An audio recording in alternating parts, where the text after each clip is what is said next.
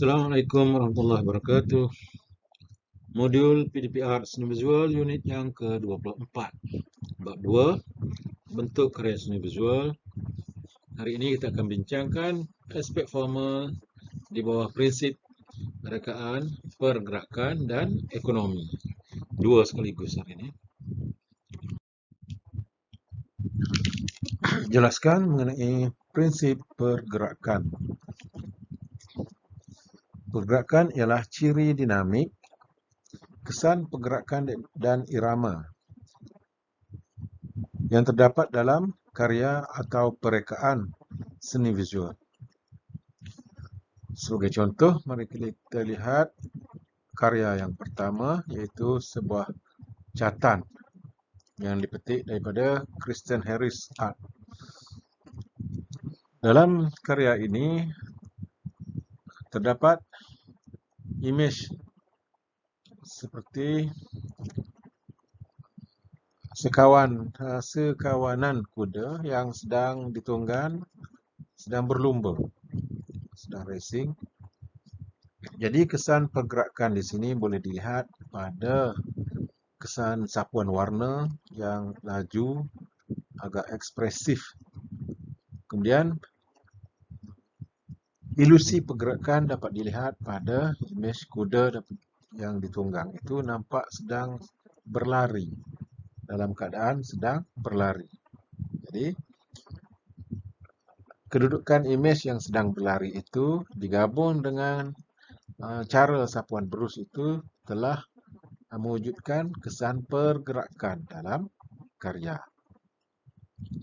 Jadi kesan pergerakan di sini adalah pergerakan secara ilusi, di mana visual ini hanya nampak bergerak dalam terjemahan otak kita setelah dilihat dengan mata. Jadi macam optical art, hanya tipu muslihat optikal yang menampakkan bergerak. Tapi objek ni statik, cuma pergerakan secara ilusi. Baik, contoh yang kedua pula ialah sebuah arca oleh Peter Jensen yang bertajuk The Running Man. Okey, tadi karya catatan, ini karya arca. Arca ialah karya seni visual dalam bentuk 3 dimensi yang boleh dinikmati dari sudut 360 darjah. Jadi arca ini menunjukkan visual pergerakan figura manusia yang sedang berlari. Dengan tajuknya pun dah Running Man. Jadi kesan pergerakan itu nampak seolah-olah bergerak. Tapi adakah objek ini bergerak? Memang tidak bergerak. Objek ini statik, tetapi nampak kesan dinamik, seolah-olah bergerak. Ada irama di situ. Atau dalam bahasa Inggeris disebut sebagai rhythm. Dalam karya seni juga ada rhythm. Rhythm itu adalah irama pergerakan. Jadi begitulah prinsip pergerakan diterapkan dalam karya seni. Boleh saja diterapkan dalam karya lukisan, boleh dalam catatan, dalam arca dan dalam cetakan.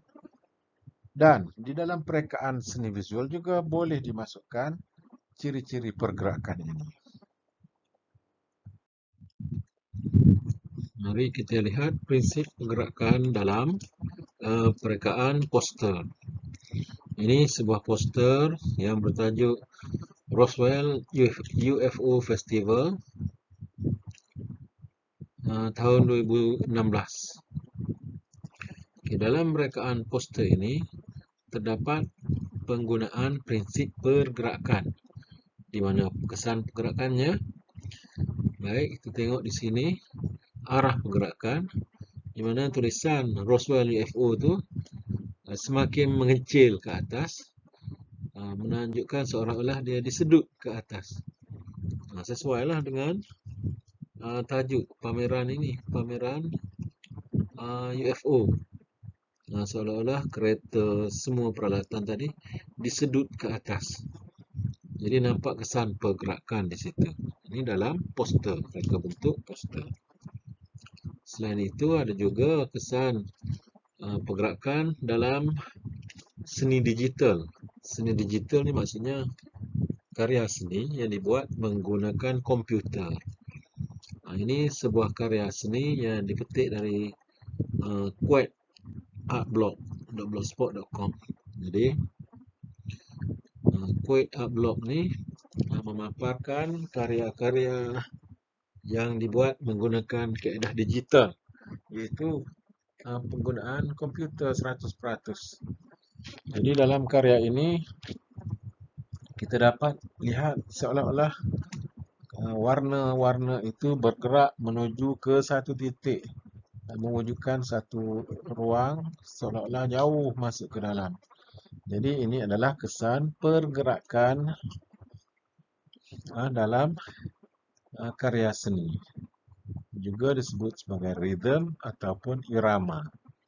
Jadi kesan pergerakan ini boleh wujud dalam pengkaryaan dan juga perekaan. Semua boleh guna. Banyak lagi. Kalau nak tengok contoh memang banyak lagi. Nanti contoh-contoh seterusnya kita akan buat dalam bentuk soalan latihan nanti. Baik, kita teruskan lagi dengan prinsip yang seterusnya. Apakah yang anda faham tentang prinsip ekonomi dalam seni visual? Prinsip ekonomi menekankan pengucapan idea secara ringkas untuk menyampaikan mesej kepada khalayak. Penggunaan unsur seni secara minima sahaja, namun tetap dapat menyatakan maksudnya. Okey, pengucapan idea secara ringkas. Mari kita lihat contoh. Baik, dalam karya ini, pengkarya cuma menggunakan imej yang minima sahaja, iaitu rupa, dan menggunakan unsur rupa. Yang pertama, rupa botol. Yang kedua, rupa figura manusia, shape. Shape ni maksudnya rupa yang tidak ada detail. Rupa saja, dua dimensi. Walaupun imej yang dipaparkan begitu ringkas, tapi tetap karya ini tetap menarik dan mampu menyampaikan maksud. Jadi prinsip ekonomi di sini bermaksud paparan imej yang ringkas tetapi menarik. Itu ayat yang sesuai. Ringkas tetapi menarik. Ringkas tetapi sampai maksudnya. Jadi prinsip ekonomi di sini tidak ada kaitan dengan nilai keuangan. Misalnya, contohnya penjimatan penggunaan warna yang jimat itu tak ada kaitan. Bukan masalah jimat cermat, tak ada kaitan dengan wang. Tapi ekonomi di sini bermaksud ekonomik minima. Dia ekonomikan, dia jimatkan penggunaan prinsip dan unsur seni tadi. Penggunaan imej juga dijimatkan. Maknanya diguna tak banyak imej. Satu imej atau dua imej sudah cukup untuk menyampaikan maksud. Jadi itu maksud prinsip ekonomi dalam karya seni. Selain daripada karya catan, ini contoh yang kedua dalam arca. Arca ini begitu ringkas. Hanya menggunakan shape juga. Shape sahaja, sama seperti catan tadi. Shape atau rupa. Ini wire sculpture atau arca menggunakan wayar atau dawai. Pengarca cuma menggunakan rupa 3 figura manusia, 3 beranak. Ibu, ayah dan anak. Dengan hanya menggunakan imej yang minima ini, kita tetap sampai maksud dan karyanya juga tetap menarik. Dari segi penggunaan material, hanya menggunakan wire atau dawai, kertas surat khabar atau kertas buku dan sebatang kayu yang reput. Jadi itu saja yang digunakan. Tapi paparan imejnya agak menarik juga dan sampai maksud. Dia menggambarkan satu keluarga yang bahagia sampai maksud, walaupun paparan imej secara ekonomik. Itu maksud ekonomi. Ringkas, menarik, sampai maksud. Okey, ada ruang lagi kita tunjuk contoh yang ketiga. Kalau tadi Jatan, Arca, ini kita ambil perekaan pula. Sebuah poster juga. Jadi poster ini digambarkan, dipaparkan secara ringkas juga. Ini adalah prinsip ekonomi, di mana imej pistol itu hanya menggunakan rupa pistol dan dia jimatkan lagi rupa pistol itu. Rupa pistol itu di bahagian sebelah kanannya, jika anda perhatikan betul-betul, ada pula imej wajah seorang lelaki di sana.